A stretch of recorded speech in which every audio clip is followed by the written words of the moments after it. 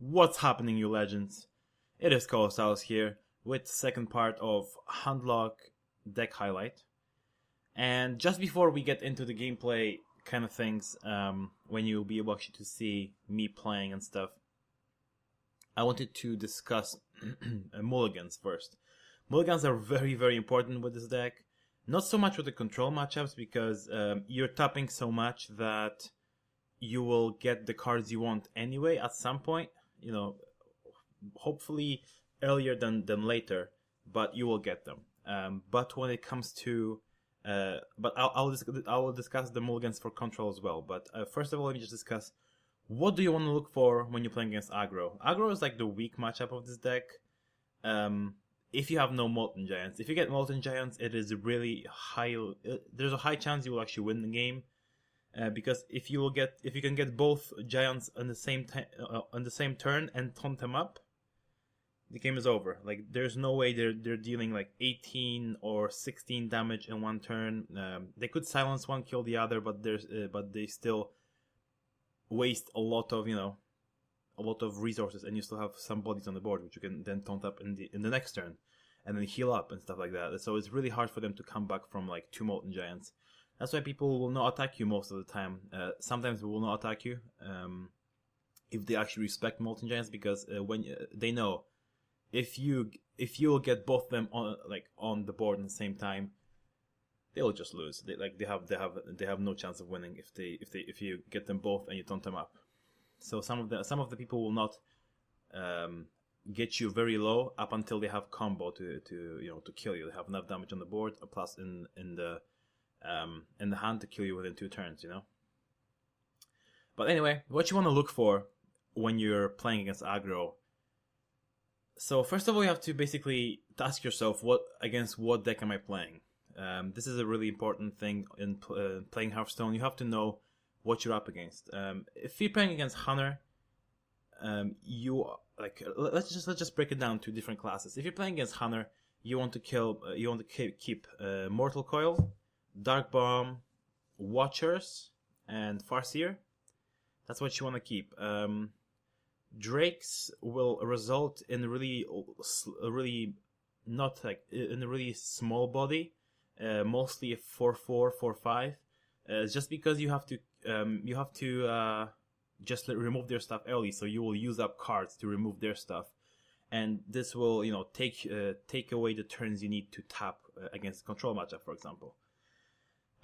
So that will basically, that's what will happen. So I'm really hesitant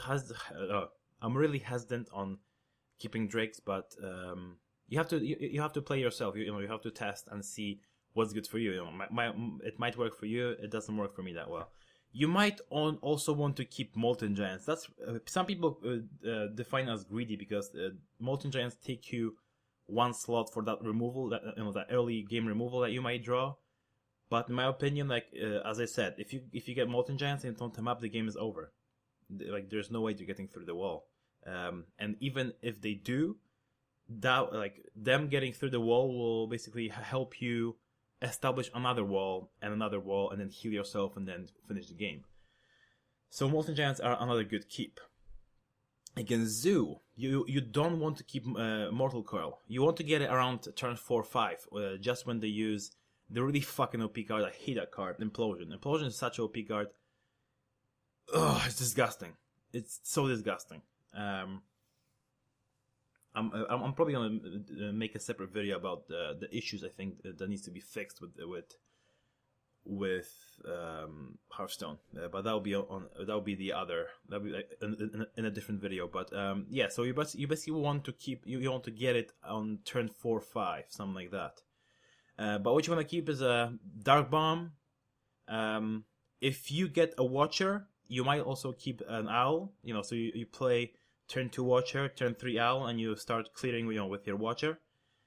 Owl is always a good keep. It's a 2/1 body. They have no way of removing one attack minion besides trading with their own minions. So the Owl can also trade for maybe get a cheeky trade on what's it called, on another OP card, Knife Juggler. So that's always good to keep. And, you know, like early bodies, basically, like the Elden Ring Farseer. Let me actually bring up the deck I have here somewhere here. Yeah, so another good keep would be like 1 Hellfire. But I found that I usually throw it away just because you can only use it at turn 4, and it actually deals 3 damage to you as well. And that might actually, like, you know, basically, like, if you have no early game answers, that, like, if you already drawn answers like Dark Bomb and like Owl, you might keep, you know, the Hellfire or Shadow Flame. Actually, no, Shadow Flame, Hellfire. But if you haven't, I would just throw it away and, you know, hard mulligan for early game.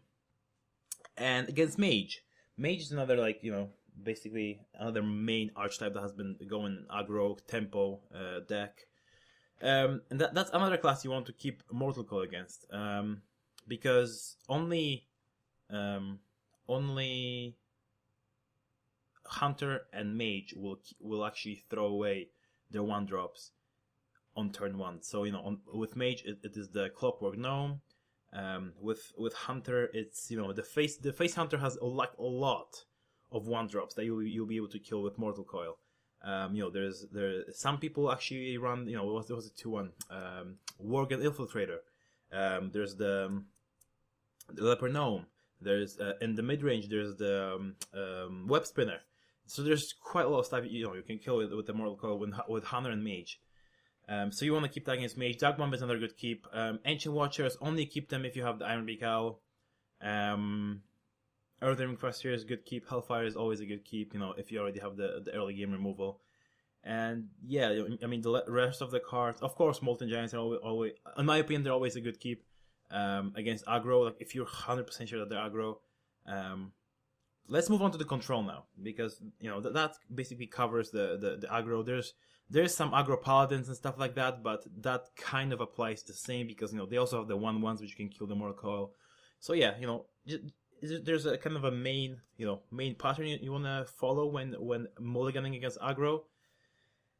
But, you know, there's that reason why you don't keep Mortal Coil for Zoo, because you will only likely to be able to use it past turn 3, turn 4, something like that, you know, when the implosion hits. So that's the reason. With the control matchups, it's all the same. There's nothing better against a control matchup than keeping a Twilight Drake and a Mountain Giant. Those 2 cards, like, if you get these cards early, like, you guys will see that in the gameplay video itself. But you guys will see that against a control matchup, you basically want to tap for first 2 turns, you know, that you can't tap, just so you get the most, you know, the most cards. So your Twilight Drakes will get a bigger body, and your Mountain Giants will be much cheaper. You know, it works out like that. If you have a coin, also keep Elden Ring Farseer. It is there so you can fill in your curve. So on turn 1 you would pass, on turn 2 you would tap, on turn 3 you would play the Farseer, and then on turn 4 you would be able to play either a huge a 4/9 Twilight Drake or a Mountain Giant if you have it in hand. So those 2 cards are good. Another good keep, if you're feeling really greedy, could be Emperor Thaurissan, but that's turn 6 play. So I've seen some people keep it, but I think it's a greedy keep. So I wouldn't do it myself. And just to give you guys just a few tips on how to, there's like a few general tips how to play Handlock. Always count your cards. I've seen so many people tapping into overdrawing. It's fucking nuts. You guys would not believe, you know, how many people I've seen. Like, I have few videos on my YouTube channel, like, you know, basically like highlights from my stream where I would play against a Handlock, and the guy would just like do it even twice in one game. It's ridiculous. Like, one good, like, if you're tired of counting, what you can also do is look at the costs of Mountain Giants in your hand. If it costs 3, that means that if you tap, okay, so if it costs 3 but it hasn't been discounted by Emperor Thaurissan, then if you tap, you will discard the card because you already have 10 cards in hand. That's one good thing. Or you just count the cards. Like, come on, just count them. Always count the cards. And and that's another, like, more of a general Hearthstone term. Always think 1 turn ahead. Like, okay, if I play Thorison, for example, if I play Thorison this turn, what am I gonna do next turn? For example, let's say I play against Druid. You know, there's an empty board. I play Thorison on an empty board. How can he deal with this? And how can I deal with what he has to, deal with my Thorison? It's all about that. So first of all, you have to have knowledge about other decks with this deck, because this deck is very methodical.